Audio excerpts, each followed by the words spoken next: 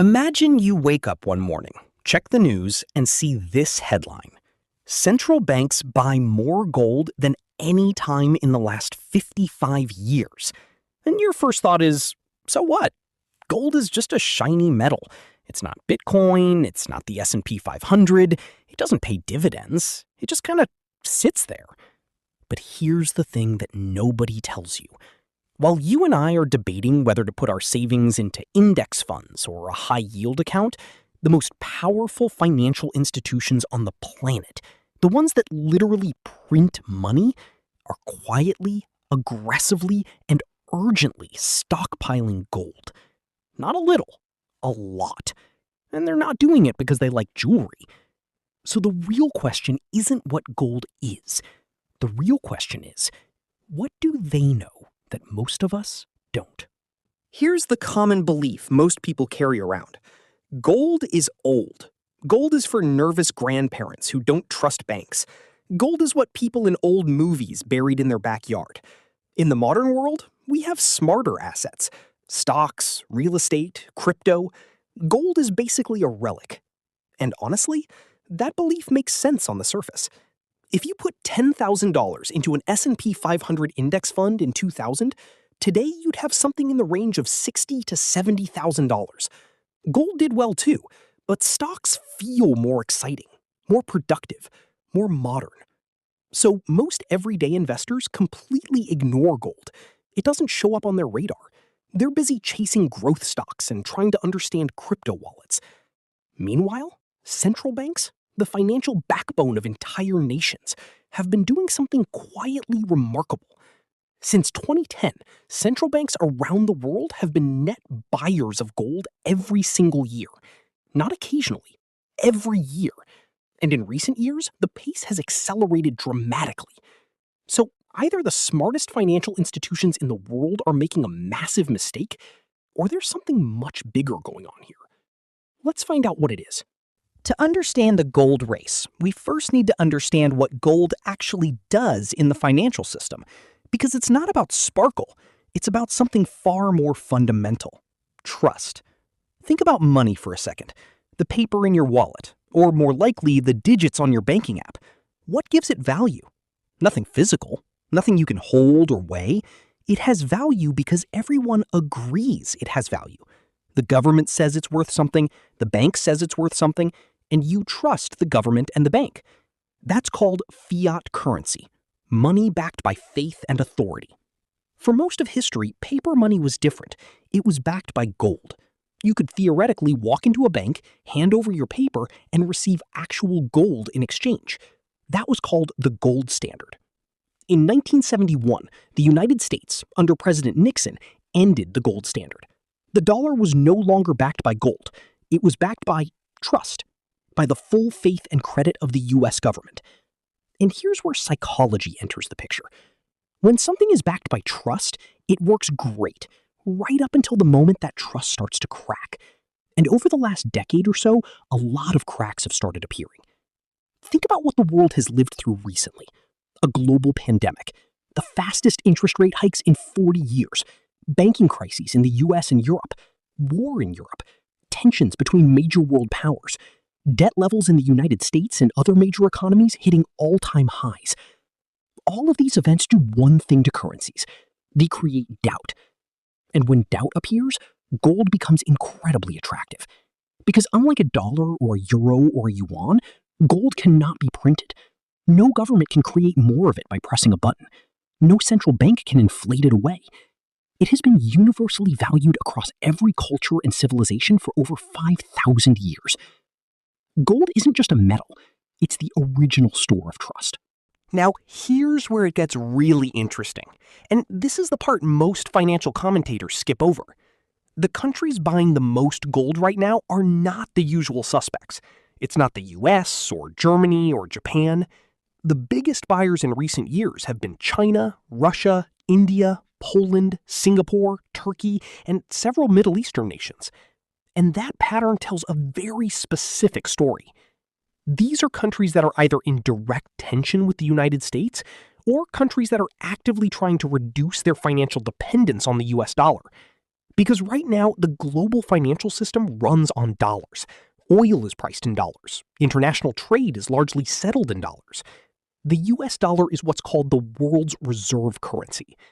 That means if you're a country that trades internationally, you need dollars. You hold dollars. You depend on dollars. But here's the problem with depending on another country's currency. It gives that country enormous power over you. The US can use dollar dominance as a financial weapon through sanctions, trade restrictions, or simply by printing more dollars and exporting inflation to the rest of the world. Countries like China and Russia have watched this happen repeatedly, and they've decided they want an exit strategy. Gold is that exit strategy. It's nobody's currency. No single country controls it. It doesn't carry the political risk of a foreign government's decisions. In a world where financial warfare is becoming as real as military conflict, gold is neutral ground. Here's a simple way to think about it. Imagine you're playing a board game and one player controls the bank. They can change the rules, issue new money, and freeze other players' assets whenever they feel like it. At some point, the other players start looking for a way to play outside the bank's control. Gold is that alternative game board. This is sometimes called de-dollarization, the gradual, strategic effort by multiple countries to reduce the global dominance of the US dollar. It doesn't mean the dollar collapses tomorrow, but it does mean gold is being repositioned, not as a relic, but as a foundation of a new, more multipolar financial world. And here's the psychological layer underneath all of this. Human beings have a deeply wired instinct around safety and scarcity. When things feel uncertain, we move toward things that feel permanent. That's why people buy property in unstable times. It's why family heirlooms get passed down across generations, because they hold weight and meaning beyond paper. Gold hits that same psychological circuit at a civilizational level. It's the one asset that every human culture, in every era of history, has independently arrived at as a store of value. That's not a coincidence. That's something deep in how we perceive wealth. So what does all of this mean for you, someone who's not running a central bank, just trying to build some financial security? A few things worth holding on to. First, pay attention to what large institutions do, not what the mainstream narrative says. The story you hear is that gold is boring and outdated.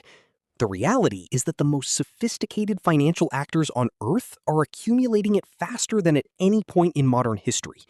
When behavior and narrative diverge, trust the behavior. Second, understand the role of currency risk in your own life. Most of us hold almost all of our wealth in one currency, usually the one from the country we live in. That's fine in stable times, but currency values can shift dramatically, especially in a world where governments are running large deficits and printing money to cover their obligations.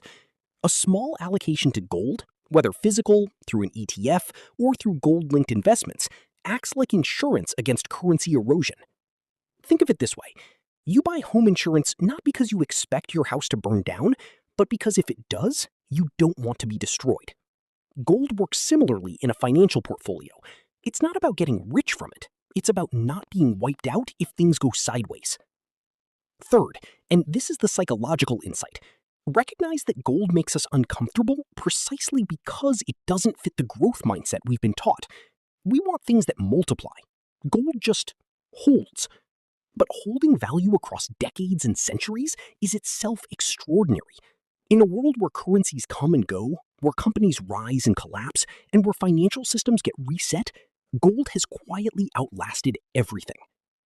You don't need to go all in on gold. Most financial thinkers suggest somewhere between 5 and 15% of a portfolio as a reasonable hedge, depending on your personal situation. The point isn't to be dramatic, it's to be thoughtful. Here's the thought I want to leave you with. We live in an era obsessed with the new. New technology, new assets, new financial products, new ways to get rich fast. And that obsession has real value. Innovation matters. But sometimes the most powerful financial move is the oldest one. The countries stockpiling gold right now aren't doing it because they've given up on the future. They're doing it because they understand something about how power and trust actually work in the long run. They're building a foundation that will hold steady no matter what the next financial crisis looks like. In your own life, building wealth isn't just about chasing the highest returns. It's about building something resilient, something that doesn't collapse when the world gets uncertain, something that holds. And maybe, just maybe, that's the oldest financial wisdom of all, written not in any book, not in any algorithm, but in 5,000 years of human history. Gold doesn't just survive financial storms.